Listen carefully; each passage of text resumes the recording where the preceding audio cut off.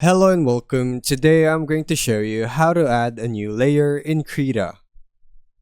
First, make sure the layer stalker is visible. This is the panel where all your layers are listed. If you don't see it, go to Settings, Dockers, then Layers to display it. To add a new paint layer, simply click the plus icon at the bottom of the layer stalker.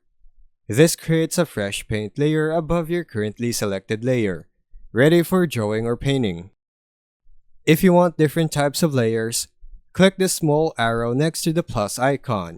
This opens a menu where you can choose vector layer, fill layer, group layer, clone layer, and etc.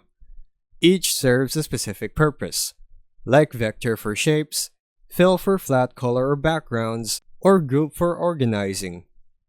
You can also use keyboard shortcuts to speed things up, like pressing the Insert button to quickly add a new paint layer, or pressing Shift plus Insert to add a new vector layer. Once added, your new layer will appear in the stack.